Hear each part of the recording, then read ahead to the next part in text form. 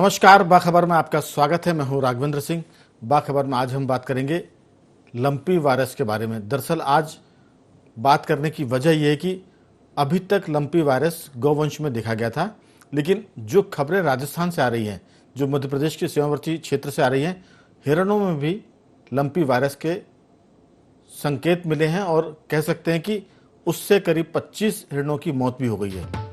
ये एक खतरनाक खबर है। इसको लेकर शोध भी किया जा रहा है कि आखिर गौवंश के बाद हिरणों में लंपी वायरस कैसे फैल रहा है और ये आगे कहां तक किस में फैल सकता है। क्या ये मनुष्य में भी आ सकता है? अगर ऐसा होता है तो ये मुझे लगता है कि चिंता की बात है। आज इसलिए इस पर हम बात कर रहे हैं क्योंकि देश भर में लगभग 5 लाख गौवंश पर लंपी वायरस का असर है। इसमें अकेले राजस्थान में इसकी संख्या 3 लाख के करीब बताई जाती है। सबसे ज़्यादा लंपी वायरस का असर राजस्थान और गुजरात में देखा गया है। इसके बाद मध्य प्रदेश के जो राजस्थान गुजरात से लगे जिले हैं वहाँ इसकी बीमारियां बढ़ती जा रही हैं। मध्य प्रदेश में सुखद यह है कि लंपी वायरस बढ़ तो रहा है, लेकिन गौवंश उससे ठीक भी हो रहा है। वजह यह बताई गई शुरुआत में कि सरकार सजग हुई, तंत्र सक्रिय हुआ और गौवंश पर वैक्सीन भी लगाए जा रहे हैं, दवा भी दी जा रही है। महत्वपूर्ण मुद्दा, इस पर हम विस्तार से बात करेंगे। इस पर चर्चा के लिए हमारे साथ स्टूडियो में मौजूद हैं हमारे पत्रकार साथी आशीष दुबे जी। टेलीफोन लाइन पर नीमच से जुड़ेंगे हमारे साथ सुभाष ओझा जी। इसके अलावा सीहोर जिले की हम बात करें तो वहां से रघुवर दयाल गोहिया टेलीफोन पर जुड़ेंगे। होशंगाबाद बुदनी क्षेत्र के सामाजिक कार्यकर्ता रमेश सिंह जुड़ेंगे। राजीव गौर भी हमारे साथ जुड़ेंगे, पत्रकार हैं शाहगंज के। कस्बे की हम खबरों को जानना चाहते हैं, इसलिए हम इस पर बात कर रहे हैं। और नसरुल्लागंज से पुष्पा शर्मा भी पत्रकार हमारे साथ जुड़ेंगी। तो पूरा मुद्दा यह है कि क्या सरकार सजग है, प्रशासन सक्रिय है और इसके बाद गौवंश के मालिक ग्रामीण क्षेत्रों में कितनी सजगता है, विस्तार से बात करेंगे। सबसे पहले शुरुआत करूंगा मैं रमेश सिंह जी आपसे। मेरी आवाज सुन पा रहे हैं? रमेश सिंह जी मेरी आवाज सुन पा रहे हैं? सुभाष ओझा जी से संपर्क हो। सुभाष जी नमस्कार। नमस्ते सर। सबसे पहले हमने पिछली बातचीत में भी चर्चा की शुरुआत आपसे की थी कि जो नीमच का इलाका है, राजस्थान से जुड़ा हुआ है, वहां गौवंश में लंपी वायरस की स्थिति क्या है? अब स्थिति नियंत्रण में है? उसके अलावा क्या किसी और जानवरों में ये फैल रहा है? ताजा रिपोर्ट क्या हमसे शेयर करें। राजस्थान, जैसा कि आपने बताया कि राजस्थान में स्थिति बड़ी संगीन होती जा रही है और नीमच जिला चूंकि 3 क्षेत्र में राजस्थान से घिरा हुआ है, तो इस कारण से क्या है कि सर उसका प्रभाव नीमच जिले में निश्चित रूप से हुआ है। आरंभिक ढिलाई के कारण, प्रशासनिक तौर पर आरंभिक ढिलाई रही, इसलिए इस बीमारी ने पांव पसारे अपने यहाँ। लेकिन मीडिया की, आप लोगों की पहल, मीडिया की पहल और उसका एक पॉजिटिव असर ये हुआ कि प्रशासन, शासन प्रशासन दोनों अपने स्तर पर सक्रिय हुए हैं। नीमच जिले के निश्चित रूप से लंपी वायरस पशुओं में फैलता जा रहा है। लगभग 250 गांवों में इसका विस्तार हो गया है। 1500 से भी ज्यादा पशु इससे प्रभावित हैं। लेकिन संतोषजनक ये कहा जा सकता है कि टीकाकरण और उपचार दोनों ही मोर्चों पे लगातार मॉनिटरिंग और प्रयास भी समानांतर रूप से देखे जा रहे हैं जी। इसका असर ये हो रहा है कि पशु बीमार तो हो रहे हैं, लेकिन उसी तेजी से, उसी रफ्तार से ठीक भी हो रहे हैं। तो ये एक बड़ी संतोषजनक स्थिति है। और जिले में एक जो पहले पैनिक हुआ था, जिले में जैसा एक भय का माहौल बना था, उस पर काफी हद तक नियंत्रण देखा जा रहा है, काबू भी देखा जा रहा है। इसके लिए हम निश्चित रूप से ये भी कहेंगे कि शुरुआत की ढिलाई को प्रशासन ने अपनी जागरूकता से या प्रयासों से काफी हद तक नियंत्रण किया है। एक स्थिति बस इसमें है कि पशुपालकों को के बीच में भी थोड़ी सी जागरूकता की नितांत आवश्यकता है जी। इस दिशा में भी अगर प्रशासन को प्रयास करे और पशुपालक खुद अगर रोग फैलाव की स्थितियों को खुद ऑब्जर्व करके, थोड़ा महसूस करके, अपने पशुओं पर थोड़ा सा नियंत्रण करके और करेंगे तो तेजी से उपचार में हमें काफी मदद मिलेगी और स्थिति पर काफी नियंत्रण होगा। बिल्कुल। तो कुल मिलाकर कह सकते हैं कि अगर पशु पालक इसमें और सजग रहेंगे तो प्रशासन की जो कोशिश है वो रंग ला सकती है। लेकिन जो आपने कहा ओझा जी की दरअसल मीडिया की भी सक्रियता ने सबको जगाने का काम किया, इसके लिए हम सब, आप सब लोगों का भी साधुवाद करते हैं। हमारे साथ पुष्पा शर्मा जुड़ी हैं। पुष्पा जी, क्या स्थिति है नसरुल्लागंज और सीहोर के आसपास की? उधनी विधानसभा नसरुल्लागंज से बात कर रही हूँ जी। मैं पत्रकार हूँ विधानसभा उधनी की जी। हाँ कि अभी 2 बाकी है उसके रहटी गांव है एक, वहां पर एक गाय को हुआ था, और पास में ही ग्राम राला है, वहां भी एक पेशेंट को हुआ था जी गाय को, सॉरी। लेकिन अभी यहाँ स्थिति कंट्रोल में है, और अभी बाकी कोई मामला इस तरह का नहीं आया है सामने। जी। अब स्थितियां लगभग सामान्य हो गई हैं, और क्या इस तरह की दो गायों को वाक़िया वहाँ हुए। वैक्सीन लगाया जा रहा है? जी, गाय और गौवंश के लिए दवाएं वहाँ उपलब्ध हैं, वैक्सीन लगा रहे हैं? कुछ पशु जो चिकित्सक है वो सक्रिय हैं आपके इलाके में? जी, आपके क्षेत्र में पशु चिकित्सक सक्रिय हैं क्या? जांच पड़ताल कर रहे हैं वो गौवंश की? आपकी जो चैनल पे जो खबर चली थी उसके बाद काफी सक्रियता आई है यहाँ पे, और पशु चिकित्सक भी उपलब्ध हैं, दवाएं भी उपलब्ध हैं, और उसके अलावा अन्य कोई मामला अभी सामने नहीं आया है। जी पुष्पा और जी, ये जो दोनों ग्रामीण क्षेत्रों में जो गायों को हुआ था लंपी वायरस, ये भी लगभग ठीक हो गया है, बात हुई है हमारी। चलिए, तो सुखद समाचार है। पुष्पा जी, आपने हमसे जानकारी शेयर की, आपका बहुत बहुत धन्यवाद। हमारे साथ टेलीफोन लाइन पर रघुवर गोहिया जुड़ गए। रघुवर जी, क्या खबर है? शाजापुर, सुजालपुर, सीहोर, आस्था और शावर की हम बात करें देवास तक की, क्या वहाँ गौवंश में लंपी वायरस की स्थिति पहले से बेहतर है? देखिए राघवेंद्र जी, अगर ये कहा जाए कि जिस तरह से 2021 और 20 में मनुष्य में कोरोना वायरस का प्रकोप था, जी ठीक उसी तरह पशुधन में, खासतौर से गौवंश में जी ये लंपी वायरस को हम कोरोना के नाम से भी कह सकते हैं, क्योंकि जिस तेजी से ये फैला है जी उससे निश्चित रूप से गौवंश पालकों के जो मालिक हैं, गौवंश पालक हैं, और आम जन जो है वो उससे प्रभावित हो रहा है, इससे तो इनकार नहीं किया जा सकता है। मध्य प्रदेश की बात हम करें तो सीहोर जिले में, जैसा कि अभी पुष्पा शर्मा जी ने बताया कि राला और रेहटी में 2 मामले ऐसे आए थे पशुओं के जहां पे ये हुआ था, लेकिन आपकी पहल की वजह से तत्काल उस इलाके में तो पशु विभाग जो है वो हरकत में आया, भोपाल से भी लोग आए, विशेषज्ञ, जांच हुई और उस इलाके में जो है वो वैक्सीन लगाया जा रहा है। लेकिन मैं प्रॉपर सीहोर की अगर बात करूं तो यहाँ कलेक्टर चंद्रमोहन ठाकुर ने सबसे पहले धारा 144 के तहत पूरे सीहोर जिले में पशु हाट, पशु बाजार लगाने पर प्रतिबंध लगा दिया है जी, और उसका असर भी देखने को मिला है। आज तक बहुत बड़ा स्टेशन है हमारा, जिला मुख्यालय का नजदीकी है, भोपाल इंदौर रोड पर है जी। और वहाँ पशु बाजार हर बुधवार को बड़ी संख्या में लगता है और वहाँ काफी संख्या में पशु आते हैं, जो पिछले बुधवार और इस बुधवार को नहीं आए जी। तो ये बड़ी अच्छी प्रशासन की पहल रही। इसके साथ ही राजगढ़ की मैं बात करूं तो राजगढ़ में बड़ी स्थिति अब ठीक नहीं है फिलहाल, और वहाँ बड़ी तेजी से ये गौवंश में फैल रहा है।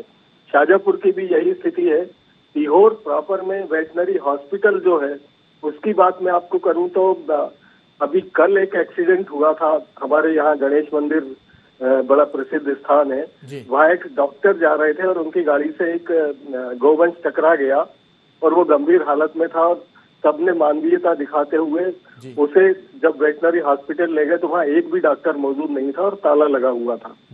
फिर जब उसे एक गौशाला है वहाँ ले गए, तब तक बहुत देर हो चुकी थी और वो जाते जाते उसकी मृत्यु हो गई। जी, कुल मिलाकर कह सकते हैं कि पशु चिकित्सालय सीहोर का लापरवाही में, और वहाँ चिकित्सा का अधिकारी है वो भी आपने जो बताया, मुझे उम्मीद है कि इस पूरी बातचीत में जरूर सुधार की अपेक्षा है सरकार से भी, क्योंकि खुद मुख्यमंत्री का गृह जिला है। मैं लौटूंगा आपके पास। आशीष जी, ये जो सारा मामला है कहीं ना कहीं बताता है कि सरकार जब जब सतर्क हुई है परिणाम सकारात्मक आए हैं, लेकिन लापरवाही जब हुई है तो फिर उसके दुष्परिणाम भी दिखे। जैसा रघुवर गोहिया ने कहा कि कलेक्टर तो सक्रिय है लेकिन पशु चिकित्सक गायब है सीहोर से।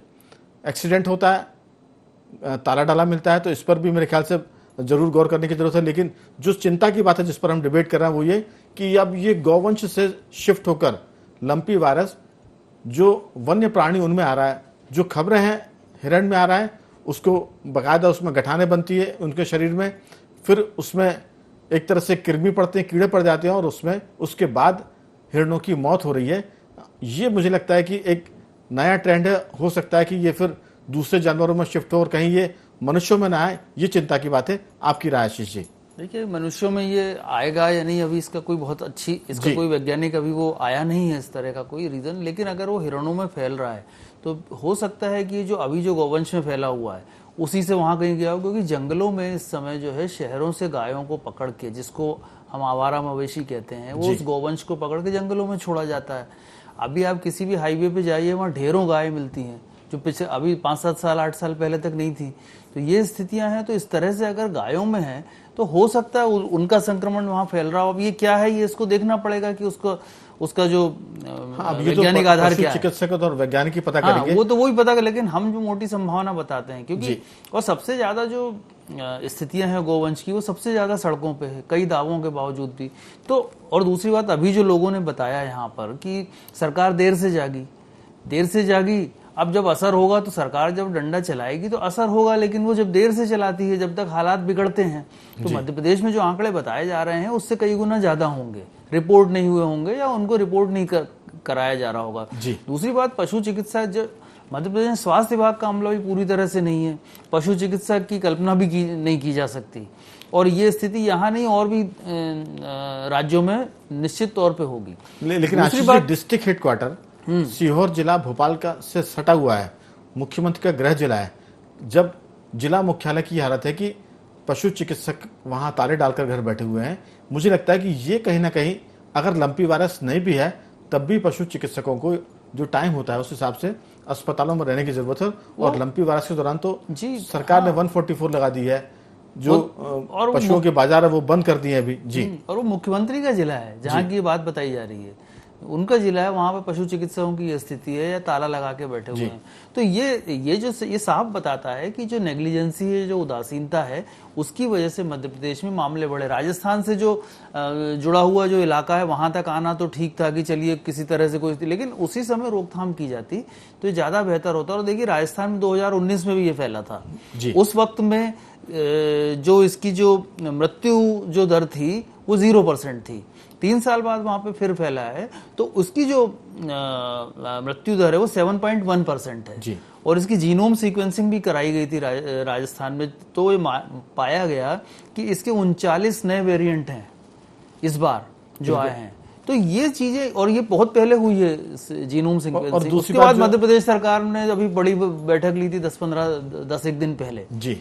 तो ये चीजें जो है, एक तो ये तो सतत प्रक्रिया होती है इसमें। आशीष, इसमें एक चीज और है कि राजस्थान की सरकार का अभी जो फोकस वो हटा हुआ है, हिला हुआ, उसकी वजह है कि वहां सरकार के भीतर ही गड़बड़ चल रही है। हाँ, तो अब मनुष्यों की तो छोड़ दीजिए, पशुओं की फिर परवाह कौन करेगा? वहां सिर्फ विधायकों की परवाह हो रही है, बाकी कुछ है नहीं वहां। हाँ, तो ये मुझे लगता है कि इसलिए भी वहां मेरे ख्याल से वो बढ़ रहा है। और उसका दूसरा दौर शुरू हो गया, जिसमें हिरण में भी वहां राजस्थान की ये घटना की हिरणों में जो है वो ये वायरस पाया गया। और आपने ठीक कहा कि सरकार तो जग जाती है, लेकिन अगर वो तंत्र ठीक से जग जाए तो फिर इसकी समस्या कम होती है। देवदत्त जी, आपका बहुत बहुत स्वागत है।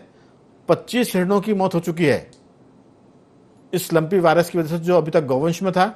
इसमें कहते हैं कि उनके गठाने पड़ती है, उनके फिर पैरों में सूजन आती है हिरणों के। उसके बाद जो गठान होती है जिसमें ये लंपी वायरस होता है, वो वायरस निकलता है और जिसे हम आम भाषा में कहते हैं वो हिरणों में कीड़े पड़ रहे हैं और सूजन के बाद उनकी मौत हो रही है। ये जो मामला है राजस्थान का, लेकिन मध्य प्रदेश के जो इलाके हैं, डर ये कि कहीं वो मध्य प्रदेश में एंट्री ना कर जाए। आशीष जी ने कहा कि करीब 49 किस्म के नए वायरस, नए वेरिएंट उसमें आए हैं लंपी में। आपकी राय? मध्य प्रदेश में थोड़ी सी खबर संतोष वाली है, लेकिन सतर्क रहने की जरूरत है। मुख्यमंत्री जब सुबह जागते हैं तो फिर मुझे लगता है कि तंत्र भी सक्रिय हो जाता है। जब जिन मुद्दों पर मुख्यमंत्री शिवराज सिंह चौहान ने सुबह बैठ के किए हैं, मुझे लगता है कि उसका असर तंत्र पर ज्यादा पड़ा। लेकिन अभी ये दूसरे दौर की संभावना है। आपकी राय? बिल्कुल, ये जो समस्या है, महामारी आई इस बार मूक पशुओं पे आई है, बोल नहीं सकते जी। यदि उनको कष्ट होता है, उनको फैल रही है, इसके लिए जवाबदार हम सब लोग हैं, शासन में बैठे लोग, स्वयं से सब लोग, क्योंकि वो तो आपके लिए बता नहीं सकते क्या तक आपको देखना थी।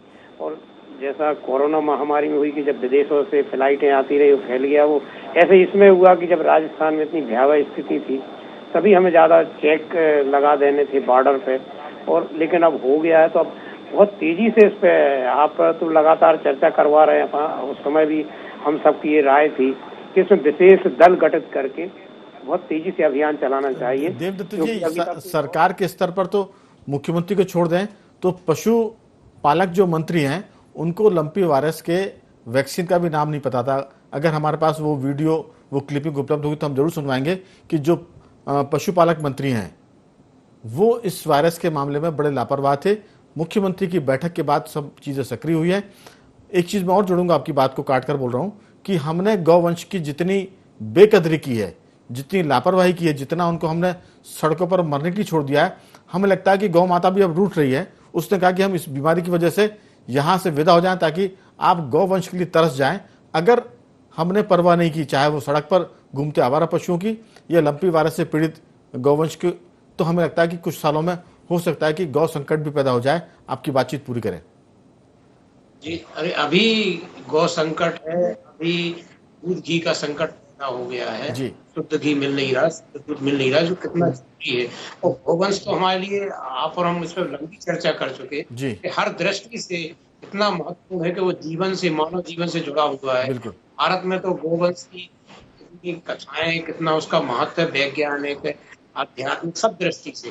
और हम सोचिए आप कि हम उसके प्रति कितने लापरवाह हैं। सड़कों पे जब एक बार देवदत्त जी, आशीष जी भी इस बात से सहमत होंगे कि इस पूरे मामले में एक रिसर्च आई थी कि गौ वंश तो ठीक है, दूध उसका ताकतवर है, लेकिन जो गौमूत्र है उसमें भी जो गिर की जो किस्म है गाय की, उसके गौमूत्र में स्वर्ण भी मिला है, जो देशी नस्ल की गाय होती है। मैं लौटूंगा आपके पास।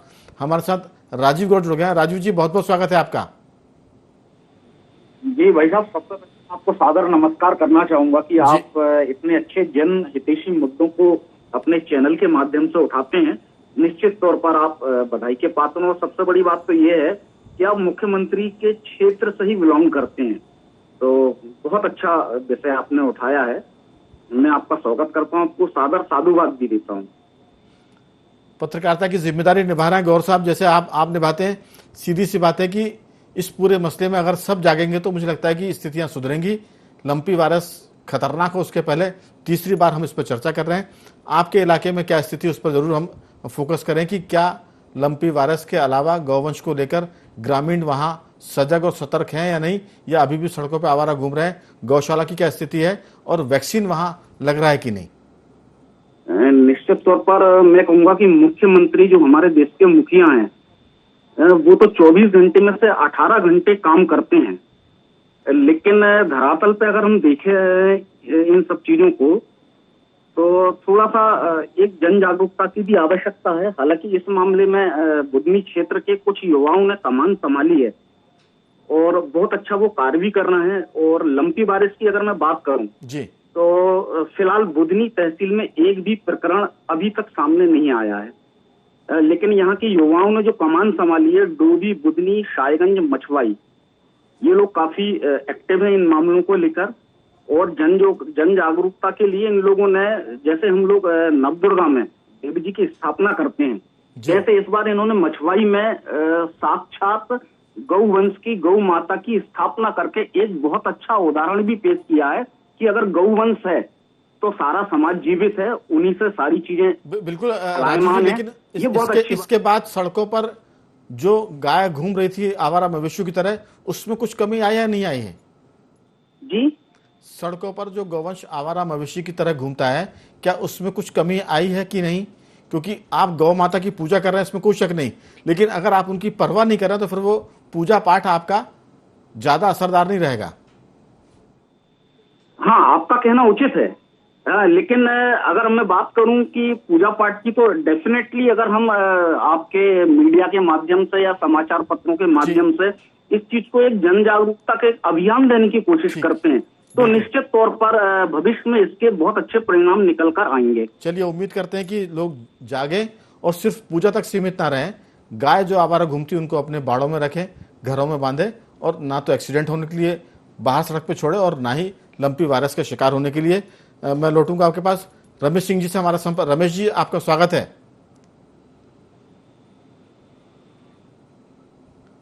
चलिए, ओझा जी, मेरी आवाज सुन पा रहे हैं?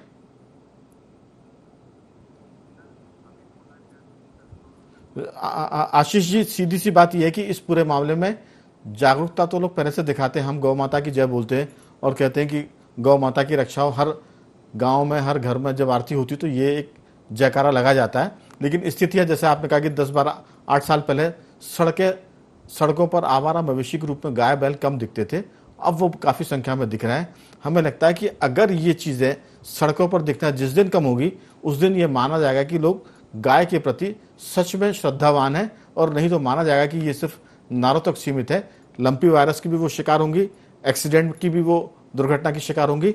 आपकी राय? बिल्कुल सही बात है, ये बात सही है कि लोगों को जागरूक तो होना ही पड़ेगा। बाकी देखो, सरकार को भी अपने वादे निभाने पड़ेंगे। जो गौशालाएं बनाने की बात हुई थी कि हर जिले में या तहसील में जो वो बनानी ही पड़ेंगी, वो उनको वहां रखने का इंतजाम करना पड़ेगा और उसमें बहुत सीरियस होना पड़ेगा, क्योंकि ये मध्य प्रदेश में बहुत लंबे समय से बहस चल रही है, कई 4-5 सालों से, कि गायों को अच्छे से रखा जाए, और कई सारी योजनाएं और कई सारी चीज़ों में मीटिंग बैठक सब हो चुकी हैं। तो अगर एक चीज़ इसको ठीक करना पड़ेगा। दूसरी बात ये, जो पशु चिकित्सकों की जो समस्या आ रही है, जो अमला नहीं है, तो उसमें जो निजी चिकित्सक हैं, पशु चिकित्सक जो हैं, कई उनकी सेवाएं ली जा सकती है इमरजेंसी में, उनको पैसा दिया जा सकता है, उनको कोई मानदेय देके उनसे काम लिया जा सकता है। और दूसरा जो युवा है, समाज सेवी है जी, प्रशासन उनको भी मोटिवेट कर सकता है। कई बार हमने देखा कि जब इलाके में गुंडागर्दी होती है, रात में चोरियां होती है, तो पुलिस मोहल्ला समिति बनाती है। बिल्कुल। तो वैसे अगर गांव-गांव में प्रशासन, मुफ्त के लोग उनको मिल जाएंगे जो युवा काम करना चाहते हैं। हम संपर्क करते हैं रमेश सिंह जी से। रमेश सिंह जी से अगर हमारी बात हो जाएगी तो हम जरूर पूछेंगे। अंतिम टिप्पणी के लिए सुभाष जी कुछ आप कहना चाहते हैं?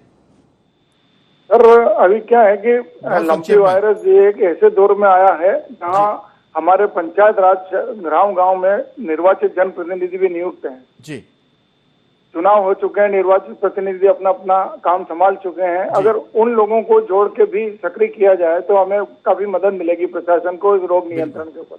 बिल्कुल बिल्कुल सुभाष जी, ये आपने बहुत महत्वपूर्ण सवाल दिया कि जो निर्वाचित प्रतिनिधि, अगर उनकी टीम बनाई जाए तब भी गांव में बहुत असर हो सकता है। आपने चर्चा की सुभाष जी, मैं बहुत धन्यवाद करता हूं। कुछ कहना तो जरूर बहुत जल्दी से आप कहें। बस सर, मोटे तौर पे तो यही है कि वो गांव में उनका जीवन संपर्क भी है, घूमते भी हैं, और निर्वाचन उनका अपना प्राथमिक कर्तव्य भी बनता है उनके क्षेत्र के प्रति। तो उनकी तुरंत बैठक बुलाई जाकर उन्हें जिम्मेदारियां सौंपी जाए, और प्रत्येक गाँव में अगर जिम्मेदारी तय कर दी जाए। निर्वाचित प्रतिनिधि और युवा जो ग्रामीण क्षेत्र में है, उनकी भी टीम बनाई जा सकती है, और वो इस सब पर वो काम कर सकते हैं। राजीव गौर जी, कोई आपकी टिप्पणी इस पर? मैं सिर्फ अपना कहना चाहूंगा इस विषय में। बहुत संक्षेप में, समय की कमी, 10-20 सेकंड में। जी 10 सेकंड का समय लूंगा मैं जी। जैसे भैया ने अभी जो बोला कि निश्चित तौर पर युवाओं की सहभागिता इस कार्यक्रम में इस विषय को लेकर बहुत जरूरी है। युवाओं की एक टोली वाकई बनाकर एक सामाजिक कार्य का इसको दर्जा देकर इस कार्य को आगे बढ़ाया जा सकता है बिना सरकारी मदद के भी। बिल्कुल। देवदत्त जी, कोई आपका इस पे कहना कि इस वायरस तो अपनी जगह है, लेकिन इस वायरस की वजह से आप ग्रामीण क्षेत्रों में गायों को बचाने पर काम कर सकते हैं, जो सड़क पर आवारा घूमती दुर्घटना की वजह बनती है। लंपी वायरस की वजह से आप इस पर एक पूरा मिशन या अभियान चला सकते हैं जो सबके लिए फायदेमंद होगा। आपकी राय? बिल्कुल, ये तो प्रत्येक व्यक्ति का काम है। जो जहाँ है वहीं गौ की सुरक्षा, गौ की सेवा में जुट जाए, तो मतलब इसको पुण्य भी मिलेगा, और ये जो गौ भी बचेगा, उसका मानव जीवन ही बचेगा। क्योंकि तो कैंसर की दवाई में भी गौमूत्र काम आता है, इतनी उपयोगी है। इसके लिए जो जहाँ है बिना देरी किए उसकी जागरूकता लाए और जुट जाए सेवा में। क्योंकि एक मूक और बधिर पशु के लिए यदि हम नहीं कर पाए तो क्या है, जो हमारे लिए जीवन भी देती है, यदि हम उसके लिए सुरक्षा भी नहीं दे पाए तो ये हमसे बड़ा दुर्भाग्य होगा।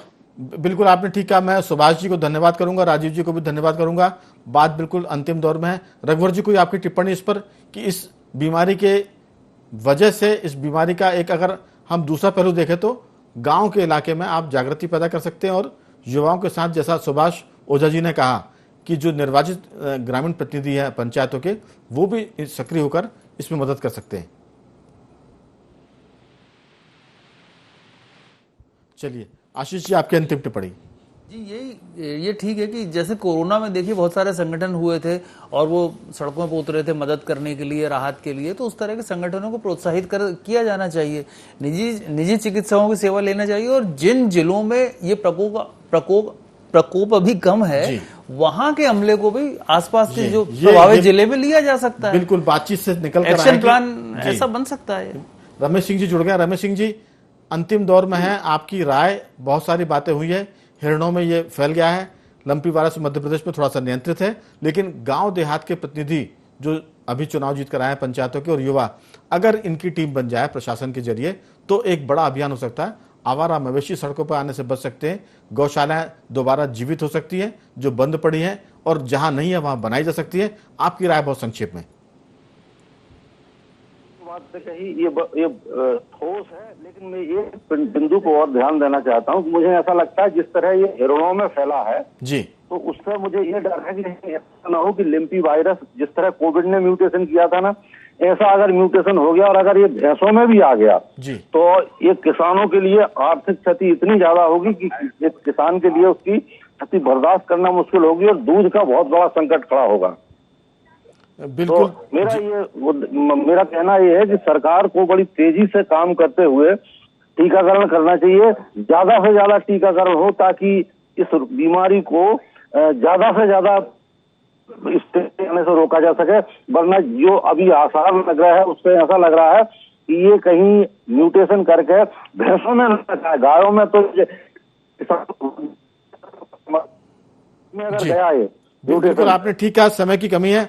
हम इस पूरी चर्चा में जो निकला उस पर 2-3 वाक्यों में कह सकते हैं कि इसका जो नए वेरिएंट है, अगर वो हिरण से भैंसों में आते हैं या किसी और पशु में आते हैं तो ये मुश्किल पैदा करेगा। और जैसा रमेश सिंह जी ने कहा कि ये किसानों के लिए बड़ा आर्थिक झटका होगा, क्योंकि भैंसों की जो कीमत है वो बहुत महंगी है और दूध के मामले में भी समाज के भीतर संकट पैदा होगा। तो गायों को बचाने के साथ साथ इसके संक्रमण को रोकने की जरूरत है ताकि वो दूसरे पशुओं में ना पहुंच पाए। ग्रामीणों को जागने की जरूरत है, युवाओं की टीम बनाने की जरूरत है, शासन को वैक्सीन उपलब्ध कराने की जरूरत है ताकि जो पशु चिकित्सक है वो इलाज भी ठीक से कर सके और गाय या पशुधन को बचा सके, भैंसों को बचा सके। बखबर में सभी मेहमानों को मैं धन्यवाद करूंगा, सुभाष जी का भी, रघुवर गोहिया जी का भी, पुष्पा शर्मा जी का भी, देवदत्त जी का भी, राजीव गौर जी का भी, रमेश सिंह जी का भी और आशीष दुबे जी, आपका भी बहुत बहुत साधुवाद कि आपने चर्चा में हिस्सा लिया। विषय चूंकि बहुत बड़ा था, हमने कोशिश की कि मध्य प्रदेश के उन इलाकों को जोड़ा जाए जो इस संक्रमण के शिकार हो रहे हैं।